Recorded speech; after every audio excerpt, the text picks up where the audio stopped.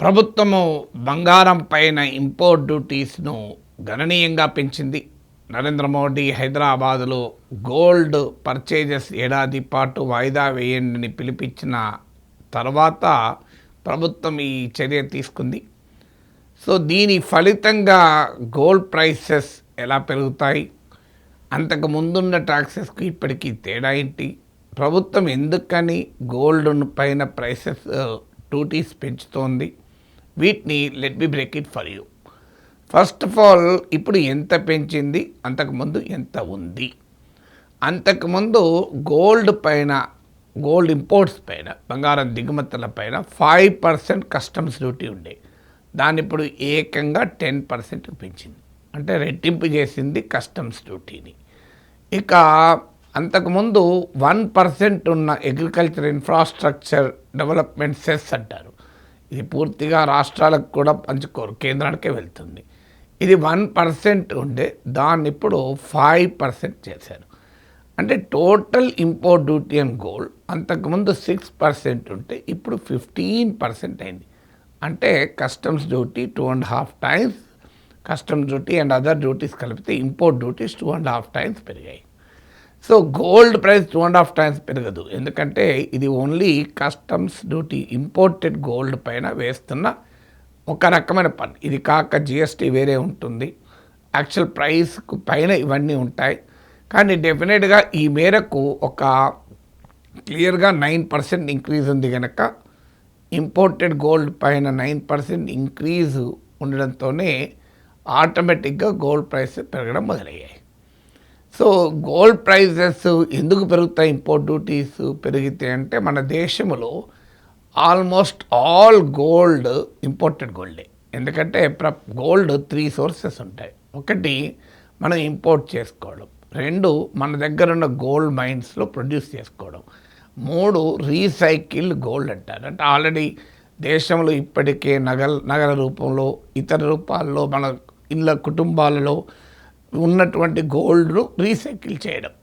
ఈ recycled gold ఒకటి source ఇప్పుడు, ఎందుకంటే మన దగ్గర మైండ్ గోల్డ్, బంగారం గనులు లేవు కనుక భారతదేశంలో కొనే బంగారంలో almost entire gold is important.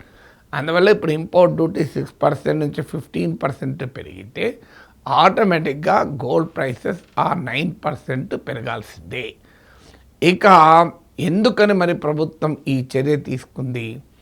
మన దేశం అతిపెద్ద గోల్డ్ కన్జ్యూమర్, అంటే ప్రపంచంలో we are the 2nd largest consumers of gold.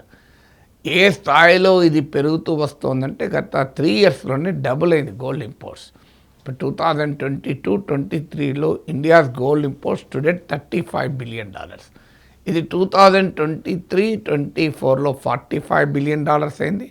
2025-26లో $71.98 billion అయింది, నియర్లీ $72 billion అయింది.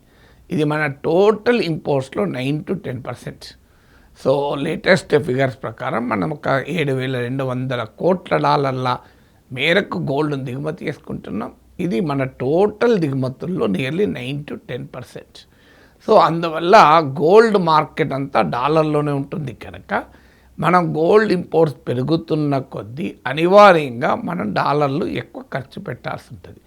సో డాలర్లు ఎక్కువ, ఆల్రెడీ డాలర్ల కొరత ఉన్న దేశాల్లో భారతదేశం ఒకటి. ఎందుకంటే కొరత అంటే సంక్షోభం ఉందని కాదు, వాస్తవంగా మన దేశానికి ఇప్పుడు $691 billion ఫారిన్ ఎక్స్చేంజ్ రిజర్వ్స్ ఉన్నాయి. ఫారిన్ ఎక్స్చేంజ్ రిజర్వ్స్ అంటే డాలరు, గోల్డ్ అంతా కలిపితే, సో ఇతర కరెన్సీలు, యూరో ఇవన్నీ కలిపితే దాని ఫారిన్ ఎక్స్చేంజ్ రిజర్వ్స్ అంటారు. ఇప్పుడు మనకు వెరీ కంఫర్టబుల్గా ఉంది $691 billion, 11 months ఆఫ్ ఇంపోర్ట్ సరిపోతుంది. కానీ ఇటీవల వెస్ట్ ఏషియా వార్ వచ్చాక మన ఫారిన్ ఎక్స్చేంజ్ రిజర్వ్ తగ్గిపోతున్నాయి. ఇప్పుడు లాస్ట్ 2 monthsలోనే మన ఫారిన్ ఎక్స్చేంజ్ రిజర్వ్ $38 billion, $3,800 కోట్ల తగ్గిపోయాయి. సో అందువల్ల ప్రభుత్వ వాదన ఏంటంటే ఇలా మనము డిస్క్రిషనరీ స్పెండింగ్ అయిన గోల్డ్ పైన ఖర్చు పెట్టుకుంటూ పోతే డాలర్లు మనకి ఇబ్బంది అవుతుంది. అయితే ఎందుకంటే గోల్డ్ డిస్క్రిషనరీ స్పెండింగ్ అంటారంటే అవసరము, కంపల్సరీ కాదు, ఎసెన్షియల్ స్పెండింగ్ కిందకి రాదు. ఇప్పుడు ఆల్రెడీ మనకు ఆయిల్ ఇంపోర్ట్ బిల్ చాలా ఎక్కువ. అది వెస్ట్ ఏషియా వార్ వల్ల ఆయిల్ ప్రైసెస్ పెరుగుతున్నాయి.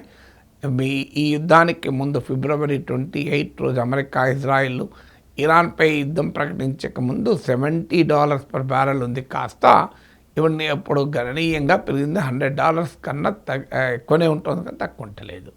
సో ఇది ఇంత స్థాయిలో ఆయిల్ ప్రైసెస్ పెరగడం ఒకటి. తర్వాత లిబరలైజ్ రెమిటెన్సెస్ స్కీమ్ కింద ఫారిన్ ట్రావెల్ చేసే వాళ్ళది పెరిగింది. వాళ్ళు డాలర్లు తీసుకెళ్ళి ఫారిన్లో ట్రావెల్ చేస్తూ ఉంటారు. సో దీనికి తోడు మనలో దేశంలోకి వచ్చేటువంటి డాలర్లేమో తగ్గిపోతున్నాయి. ఇప్పుడు మన ఫారిన్ డైరెక్ట్ ఇన్వెస్ట్మెంట్ తగ్గుతోంది. ఫారిన్ ఇన్స్టిట్యూషనల్ స్టాక్ మార్కెట్లోకి వచ్చే విదేశీ పెట్టుబడులు గణనీయంగా తగ్గాయి. ఇప్పుడు జనవరి, మే 2026లోనే, అంటే ఈ ఏడాదిలోనే 1,95,000 crores రూపాయల్లో చెప్పాలంటే 1,95,000 కోట్ల మేరకు ఫారిన్ ఇన్వెస్టర్లు మన స్టాక్ మార్కెట్లో అమ్మేసుకుని వెళ్ళిపోయారు. సో దానికి తోడు మనకు ఫారిన్ రెమిటెన్స్ తగ్గుతున్నాయి. ఎందుకంటే మిడిల్ ఈస్ట్లో ఉన్న క్రైసిస్ వల్ల అక్కడ ఉద్యోగాలు దెబ్బతిని అక్కడి నుంచి మన దేశానికి పంపించే డాలర్లు తగ్గిపోతున్నాయి. సో ఆల్రెడీ ఏమో డాలర్ ఇన్ఫ్లోమో తగ్గుతుంది. ట్రంప్ విధించిన టారిఫ్ల పుణ్యమాని మన ఎక్స్పోర్ట్స్, మనం సంపాదించగలిగేటువంటి డాలర్లోమో తగ్గిపోతున్నాయి. అంటే మనకు వచ్చే డాలర్లు తగ్గుతున్నాయి, మనం ఖర్చు చేసే డాలర్లు పెరుగుతున్నాయి. దీనివల్ల కరెంట్ అకౌంట్ డెఫిసిట్ పెరుగుతుంది. కరెంట్ అకౌంట్ డెఫిసిట్ అంటే మనం సంపాదించే డాలర్లు, మనం ఖర్చు పెట్టే డాలర్లు మళ్ళీ తేడా. ఇప్పుడు కాస్త ఇది 1.3% పెరిగింది.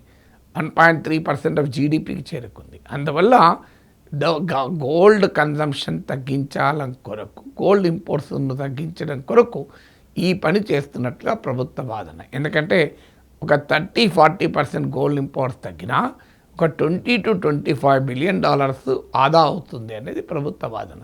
అయితే ఇండస్ట్రీ వర్గాల వాదన ఏంటంటే అదే జరిగితే అనఫీషియల్ గోల్డ్, స్మగుల్డ్ గోల్డ్ పెరుగుతుంది. మీకు 2024 తర్వాత గోల్డ్ పైన డ్యూటీస్ బాగా తగ్గడంతో గోల్డ్ స్మగ్లింగ్ పోయింది. ఇప్పుడు మళ్ళీ ఇంపోర్ట్ డ్యూటీస్ ఈ స్థాయిలో ఉంటే that will incentivise gold smuggling.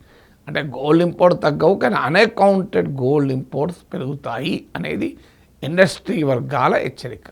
But కారణాలు ఏదైనా, దానికి ఇంటర్ప్రిటేషన్ ఏదైనా, అల్టిమేట్గా సామాన్యుడికి బంగారం మరింత దూరం అవుతుంది అనే దాంట్లో అనుమానం లేదు.